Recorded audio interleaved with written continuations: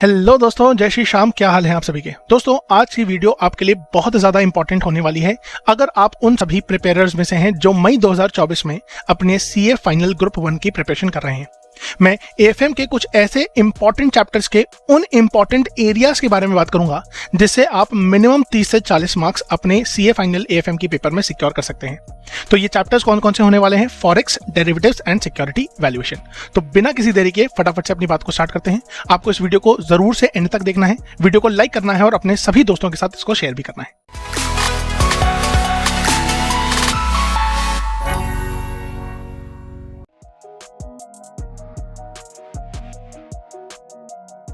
मैंने कहा सर वो सबसे ज्यादा इंपॉर्टेंट चैप्टर है इस पर्टिकुलर सीए फाइनल एएफएम के लिए। सर कौन सा? मैंने कहा ये हम देखने चाह रहे हैं फॉरेन एक्सचेंज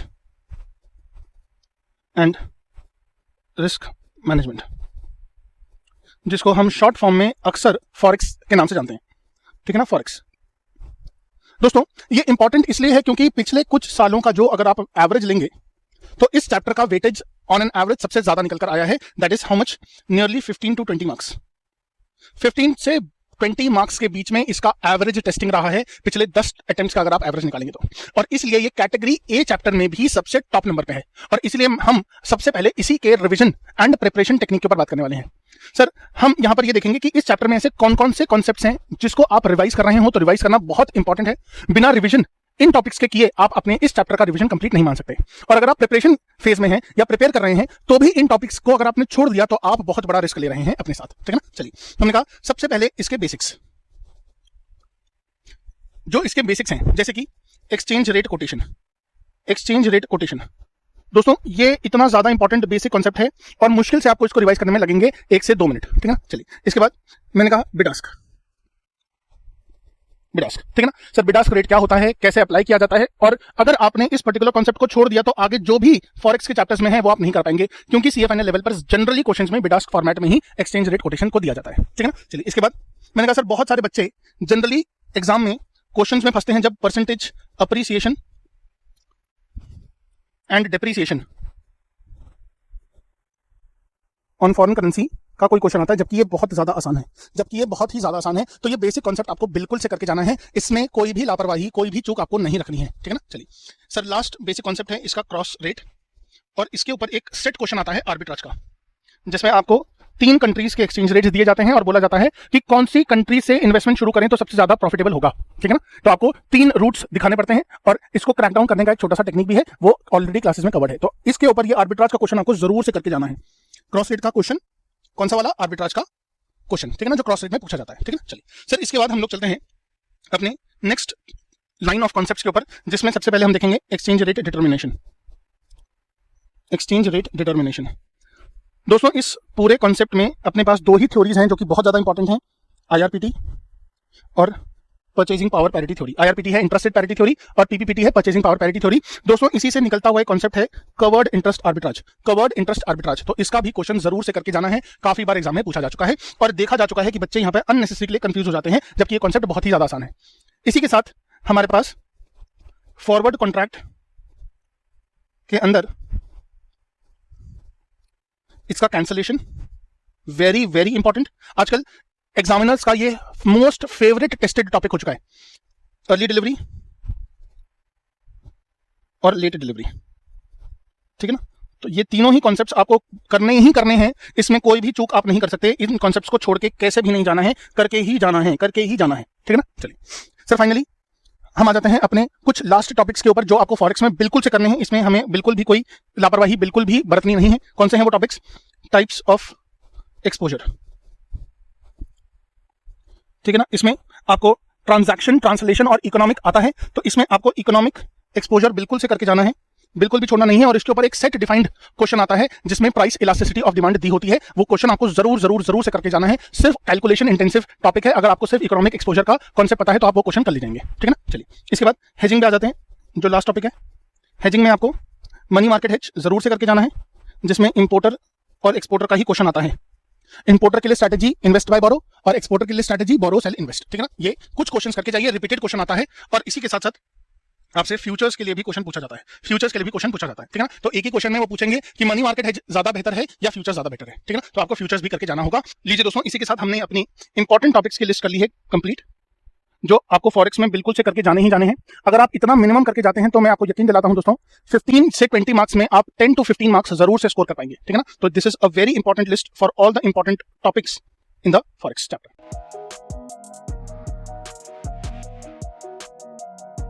मैंने कहा दोस्तों, चैप्टर का नाम है डेरिवेटिव्स,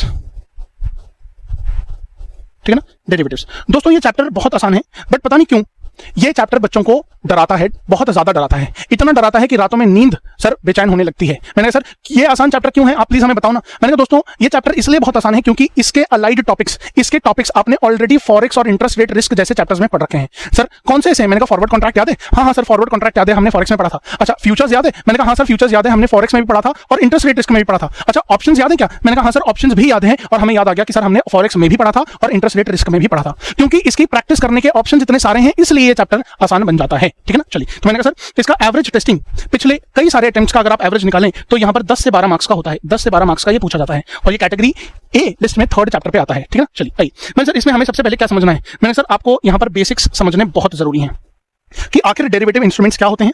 तो डेरिवेटिव इंस्ट्रूमेंट्स का मीनिंग, ठीक है ना, क्योंकि हमें इसका एक स्ट्रक्चर तैयार होता है माइंड में कि आखिरकार हमें इसको समझना कैसे है। सर इसी के साथ साथ हमें यह समझना है कि ये डेरिवेटिव कॉन्ट्रैक्ट्स होते हैं, इसके अंदर पार्टीज टू द कॉन्ट्रैक्ट कौन कौन होती हैं, पार्टीज टू द कॉन्ट्रैक्ट कौन कौन होती हैं और इनकी ऑब्लिगेशंस और राइट्स क्या क्या होते हैं, ठीक है ना। चलिए, इसके बाद मैंने कहा कि सर हमारे पास टाइप्स ऑफ कॉन्ट्रैक्ट्स क्या क्या होते हैं। ये सारी बातें बहुत जनरल हैं, बेसिक्स के अंदर हमें सिर्फ इतनी सी बातें समझनी बहुत जरूरी है। इसके बाद हमारे पास टॉपिक आता है फॉरवर्ड कॉन्ट्रैक्ट का। दोस्तों फॉरवर्ड कॉन्ट्रैक्ट हमने ऑलरेडी फॉरेक्स में इतना ज्यादा प्रैक्टिस कर लिया है कि हमें डेरिवेटिव्स के चैप्टर में फॉरवर्ड कॉन्ट्रैक्ट पे मेहनत करने की बिल्कुल भी जरूरत नहीं है। तो इसके लिए तो हमें क्या करना है सर, हम जब फॉरेक्स करेंगे तो फॉरेन एक्सचेंज का चैप्टर ही हमें रेफर करना है, फॉरेन एक्सचेंज का चैप्टर, और उसी के नोट्स और उसी के सम्स हमें रेफर करने हैं, ठीक है ना। तो लीजिए एक टॉपिक तो हमने ऑलरेडी कर लिया है, अब मैं सर आगे बताऊं ना, आगे बताता हूं। देखिए इसके बाद हमारे पास एक बहुत इंपॉर्टेंट टॉपिक आता है फ्यूचर्स। फ्यूचर्स का कांसेप्ट सबसे इंपॉर्टेंट, इसमें बायर ऑफ अ फ्यूचर और सेलर ऑफ अ फ्यूचर का नोशन क्या होता है, क्या आइडियोलॉजी के साथ एक व्यक्ति फ्यूचर्स बाय करेगा या फिर फ्यूचर्स सेल करेगा, ये समझना बहुत जरूरी है। और इसके बाद हमें यह समझना जरूरी है कि क्या क्या इंपॉर्टेंट टर्म्स होते हैं एक फ्यूचर्स कॉन्ट्रैक्ट के अंदर, ठीक है ना। क्या क्या इंपॉर्टेंट टर्म्स हैं सर, कौन कौन से इंपॉर्टेंट टर्म्स हैं, प्लीज आप हमें बता सकते हो। मैंने कहा बिल्कुल बता सकते हैं दोस्तों। देखिए सबसे पहले तो आपको cost to carry important term है और ये एक कॉन्सेप्ट है अपने आप में, ठीक है ना। फिर बेसिस क्या होता है, फिर सर कॉन्ट्रैक्ट वैल्यू क्या होती है, क्योंकि कॉन्ट्रैक्ट वैल्यू के ऊपर क्वेश्चंस आते हैं और बच्चे इसको ना समझ पाने के कारण यहां पर गलतियां बहुत कर जाते हैं, ठीक है ना। तो कॉन्ट्रैक्ट वैल्यू अपने को समझना बहुत जरूरी है। इसी के साथ साथ हम लोगों को यहां पर मार्जिन क्या होता है और इसके 3 टाइप्स कौन कौन से हैं, 3 टाइप्स कौन कौन से हैं। पहला है इनिशियल मार्जिन, दूसरा है मेंटेनेंस मार्जिन, और थर्ड है हमारा वेरिएशन मार्जिन, ठीक है ना। तो ये सारी चीजें हम लोगों को देखनी बहुत जरूरी है। इसके बाद हम चलते हैं आगे, और हमने कहा सर मार्जिन के बाद मार्क टू मार्केट कॉन्सेप्ट बहुत इंपॉर्टेंट है, मार्क टू मार्केट कॉन्सेप्ट बहुत इंपॉर्टेंट है और ये हमें पता होना चाहिए, ठीक है ना। चलिए मैंने सर इसके बाद हम लोगों को एक छोटा सा टॉपिक करना है, that is hedge ratio.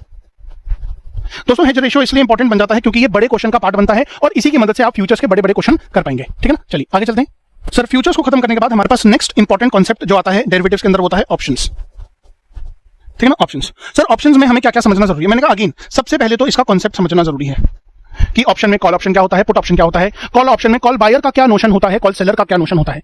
Call buyer को कब पैसा मिलेगा, पे ऑफ मिलेगा, रिसीव करेगा, और कब कॉल सेलर पैसा रिसीव करेगा। Similarly put buyer put seller का क्या नोशन होता है और कब पे ऑफ मिलेगा पुट बायर को और पुट सेलर को। ये सारी बातें समझनी यहां पर बहुत जरूरी है, तभी आप आगे इसके आगे बढ़ पाएंगे। फिर उसके बाद हम लोगों ने समझा कि सर हमें ऑप्शन को कब एक्सरसाइज करना चाहिए, एक्सरसाइजिंग ऑफ द ऑप्शंस, ठीक है ना। तो जब इन द मनी होगा ऑप्शन तभी हम एक ऑप्शन को एक्सरसाइज कर पाएंगे, ठीक है ना। तो यहां पर टेक्निकल टर्म्स के ऊपर भी हमें फोकस देना है। इसके बाद हम लोगों को यह देखना है कि सर पे ऑफ डायग्राम कैसे बनाया जाता है, तो पे ऑफ सिनेरियोस हम लोगों को समझना होगा क्योंकि क्वेश्चन में कभी कभी पे ऑफ का ग्राफ बनाने को बोल दिया जाता है, ठीक है ना। चलिए इसके बाद यहां पर हमें देखना है ऑप्शन की वैल्यूएशन कैसे होती है, ऑप्शन की वैल्यूएशन कैसे होती है। इसके अंदर हम लोगों को बाइनोमियल मॉडल, ठीक है ना, और ब्लैक-स्कोल्स मॉडल ये तो जरूर से करके जाने हैं और ये हेवीली टेस्टेड एरिया है ऑप्शंस के अंदर, ठीक है ना। तो मैंने कहा सर ये तो बिल्कुल भी छोड़ के आप जा ही नहीं सकते, binomial model and black-Scholes model, ठीक है ना। चलिए इसके बाद मैंने सर इसके बाद हमारे पास है strategies of options. Strategies of options, जो आपको करके ही जानी है। इसमें straddle, strangle, strip, strap, butterfly, ये सारे तरीके की स्ट्रैटेजीज हैं और इसके ऊपर क्वेश्चंस भी डायरेक्ट पूछा जाता है, स्टैंड अलोन क्वेश्चन भी बन सकता है, ठीक है ना। तो ये स्ट्रैटेजीज भी आपको जरूर से करके जानी है, ठीक है ना। चलिए, तो यहाँ पर दोस्तों हमारा ऑप्शंस का भी जो इंपॉर्टेंट एरिया है वो खत्म हो चुका है। इसके बाद हम लोगों के पास सिर्फ और सिर्फ एक टॉपिक बचता है, दैट इज स्वैप। दोस्तों स्वैप की प्रैक्टिस भी हम लोगों ने ऑलरेडी काफी हद तक कर रखी है इंटरेस्ट रेट रिस्क में, ठीक है ना। तो वहां पर आप जाकर इसको रेफर कर सकते हैं। तो मैं यहाँ पे फिर से लिख देता हूं, रेफर इंटरेस्ट रेट रिस्क, ठीक है ना, चैप्टर। तो वहां पर हमने ऑलरेडी देखा हुआ है कि कैसे हम स्वैप कंस्ट्रक्ट करते हैं और कैसे हम लोग benefit to the parties calculate करते हैं, ठीक है ना। चलिए, तो इसी के साथ हमारा ये जो options, futures, swaps, forward contract और बेसिक के जो इंपॉर्टेंट बातें हैं, ये जो हमें नहीं भूलनी है वो हमने डिस्कस कर ली है, ठीक है ना। तो ये डेरिवेटिव्स के अंदर लिस्ट ऑफ इंपॉर्टेंट टॉपिक्स हमने बना ली है। आप फटाफट से इन बातों को अपने पास लिख लीजिए।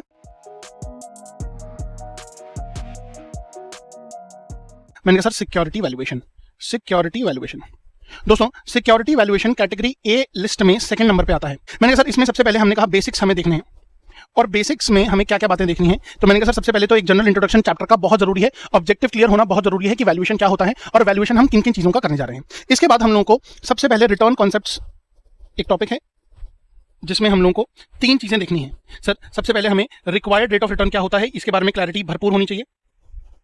रिक्वायर्ड रेट ऑफ रिटर्न क्या होता है, इसके बारे में क्लैरिटी बहुत ज्यादा इंपॉर्टेंट है। इसके बाद सर डिस्काउंटिंग रेट क्या होता है और वो कैसे डिस्टिंग्विश करता है रिक्वायर्ड रेट ऑफ रिटर्न से, इसके बारे में भी क्लैरिटी बहुत जरूरी है।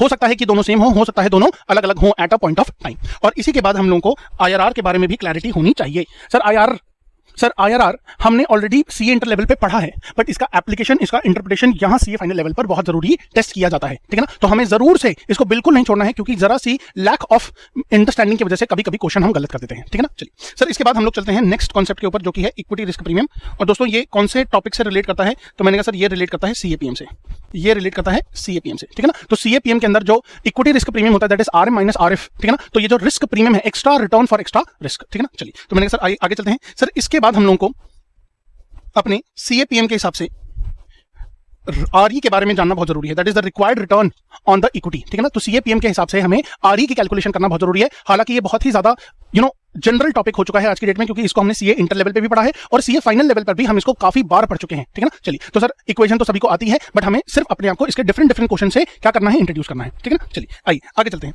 मैंने सर इसके बाद हम लोगों को चलना है वैल्यूएशन, और वैल्यूएशन में हमको सबसे पहले इक्विटी शेयर्स का वैल्यूएशन आना चाहिए, और इक्विटी के वैल्यूएशन में अलग अलग मेथड्स हैं। कौन कौन से मेथड हैं, मैंने कहा ये सबसे पहले हमारे पास है डिविडेंड बेस्ड मॉडल। अब ये सर है बहुत ही आसान, बट इसमें प्रॉब्लम कहाँ थी बच्चों को, सर यहाँ पर जो 2 स्टेज और 3 स्टेज डिविडेंड है मॉडल, उसमें बच्चों को दिक्कत महसूस की गई है। तो कॉन्सेप्ट तो एक ही है, बट उसका एप्लीकेशन थोड़ा बदल जाता है। तो हमें क्या करना है, मैंने कहा सर इसके डिफरेंट क्वेश्चन करने हैं, पास एग्जाम्स के, आरटीपीस के और एमटीपी के जितने भी क्वेश्चन गिवन है, मैंने कहा सर वो सारे ही हमको इस डिविडेंड बेस्ड मॉडल से कर लेने हैं, ठीक है ना। सर इसके बाद मैंने कहा सर इसके बाद है हमारे पास अर्निंग्स बेस्ड मॉडल, जिसमें हम अर्निंग्स के बेसिस पर किसी भी कंपनी के इक्विटी शेयर की वैल्यू कैलकुलेट करेंगे, ठीक है ना। और फाइनली उसके बाद है हमारे पास कैश फ्लो बेस्ड मॉडल, जिसमें हमें एफसीएफएफ और एफसीएफई के कॉन्सेप्ट को समझना बहुत जरूरी है। हम ये जानते हैं कि सर एफसीएफएफ से वैल्यू ऑफ फर्म निकलता है, वहीं एफसीएफई से हमें वैल्यू ऑफ इक्विटी कैलकुलेट करने का अपॉर्चुनिटी मिलता है, ठीक है ना। तो हम कर सकते हैं calculate value of equity using FCFE. हालांकि एफसीएफएफ को यूज करके भी हम अपनी वैल्यू ऑफ इक्विटी निकाल सकते हैं, ये बात हमको बताइए। तो इसमें क्या करना है सर, मैंने कहा सर इसमें भी क्या करना है, क्वेश्चंस करने हैं। कॉन्सेप्ट बहुत आसान है, डिफरेंट टाइप्स ऑफ क्वेश्चंस जहां एग्जामिनर आपको फंसाने की कोशिश करता है, उस प्रकार के क्वेश्चंस आपको कर लेने हैं सारे के सारे। और मैं गारंटी देता हूं कि अगर आपने क्वेश्चंस अच्छे से किया, प्रैक्टिस अच्छे से किया इस टॉपिक के अंदर, तो आपको कहीं भी दिक्कत नहीं आएगी। इक्विटी की वैल्यूएशन के बाद अब हमारी बारी है कि सर हम देखें कि प्रेफरेंस की वैल्यूएशन कैसे होगी, प्रेफरेंस शेयर्स की। अब ये बहुत ही छोटा टॉपिक है, hardly it will take half an hour कि आप प्रेफरेंस शेयर्स के वैल्यूएशन का कांसेप्ट समझ लें और उससे रिलेटेड क्वेश्चंस कर लें, ठीक है ना। क्योंकि सर कभी भी प्रेफरेंस शेयर्स का स्टैंड अलोन क्वेश्चन आना बहुत मुश्किल है, हमेशा ये जब भी आएगा तो एक ग्रुप क्वेश्चन का पार्ट बनकर ही आएगा, ठीक है ना। इसमें रिडीमेबल और इरिडीमेबल प्रेफरेंस शेयर्स के बारे में बात की जा चुकी है और इनके फॉर्मूलाज भी बहुत ज्यादा आसान है। चलिए अब हम आते हैं सर जो कि काफी इंपॉर्टेंट है और बड़ा सेक्शन है, दैट इज बॉन्ड वैल्यूएशन या फिर डिबेंचर्स का वैल्यूएशन,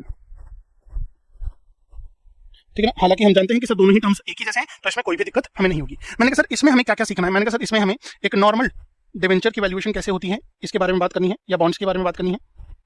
सर उसके बाद हमें कन्वर्टेबल बॉन्ड्स की वैल्यूएशन कैसे करनी है, कन्वर्टेबल बॉन्ड्स की कैसे वैल्यूएशन करनी है। फिर हमें कॉलेबल और puttable bonds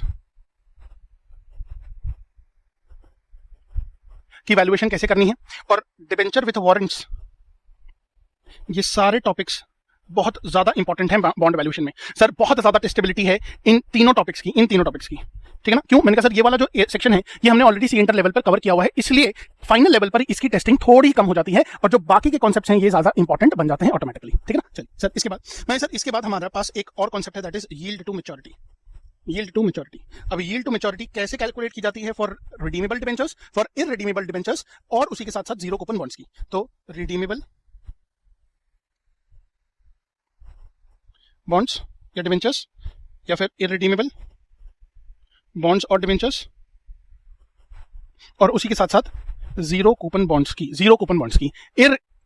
yield to maturity कैसे कैलकुलेट करनी है, ये इंपॉर्टेंट है, मैं लिख रहा हूं, स्पेसिफिकली लिख रहा हूं, ठीक है ना, इंपॉर्टेंट है। और सर आप जब इस कॉन्सेप्ट को पढ़ेंगे या रिवाइज करेंगे आपको समझ में आएगा कि इसमें मैक्सिमम 1 घंटा देने की जरूरत है, उससे ज्यादा नहीं देने की जरूरत है, क्योंकि again sir as per the format अगर आप बात को समझने की कोशिश करेंगे तो ये भी क्वेश्चन अगर बनेगा तो ये किसी बड़े क्वेश्चन का एक हिस्सा बनेगा, और यहां पर फॉर्मूले के अंदर क्या क्या वैल्यूज कहां पुट की जाती हैं, सिर्फ इस बात का ध्यान रखना है, क्योंकि एग्जामिनर आपको कोशिश करेगा कंफ्यूज करने की बाय गिविंग सम सिनोनिमस या सिमिलर काइंड ऑफ इंफॉर्मेशन, ठीक है ना। तो इन बातों का ध्यान रखना है और इसका सोल्यूशन क्या है, प्रैक्टिस, ठीक है ना। चलिए तो मैंने कहा सर आप कहना चाहते हो कि इस चैप्टर के अंदर अगर हम अच्छे से प्रैक्टिस करें तो हमें कोई दिक्कत नहीं है। मैंने कहा हाँ जी दोस्तों आपने मेरी बात समझ ली है कि इस चैप्टर के अंदर सिर्फ और सिर्फ क्या जरूरी है, प्रैक्टिस करना, ठीक है ना। आइए सर इसके बाद हमारे पास एक और टॉपिक आ जाता है ड्यूरेशन ऑफ बॉन्ड्स,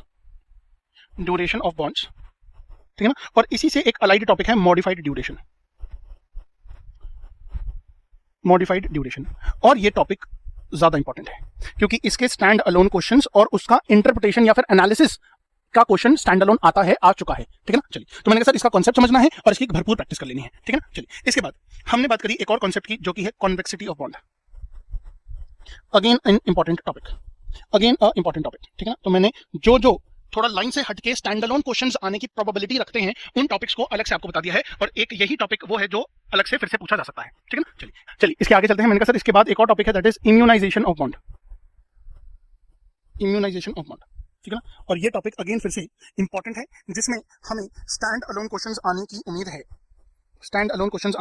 है, लास्टली हमारे पास एक लास्ट टॉपिक है सिक्योरिटी वैल्यूएशन में बॉन्ड्स के अंदर, दैट इज बॉन्ड रिफंड। ये बहुत आसान कॉन्सेप्ट है, इसमें हम बॉन्ड को रिफंड करते हैं तो कैश फ्लो के बेसिस पर हमें ये बताना होता है कि क्या कंपनी को ये बॉन्ड रिफंड करना चाहिए या नहीं चाहिए, इसलिए ये इंपॉर्टेंट बन जाता है। क्यों सर? क्योंकि आप तो कह रहे हो सर ये आसान टॉपिक है। मैंने कहा सर आसान टॉपिक को एग्जामिनर मुश्किल बना देता है और इस मुश्किल को आसान करने के लिए हमें क्या करना है, प्रैक्टिस करनी है, ठीक है ना। चलिए तो दोस्तों ये सभी टॉपिक्स हमको जरूर से करके जाने हैं जब हम रिवाइज करेंगे अपना सिक्योरिटी वैल्यूएशन चैप्टर, ठीक है ना। चलिए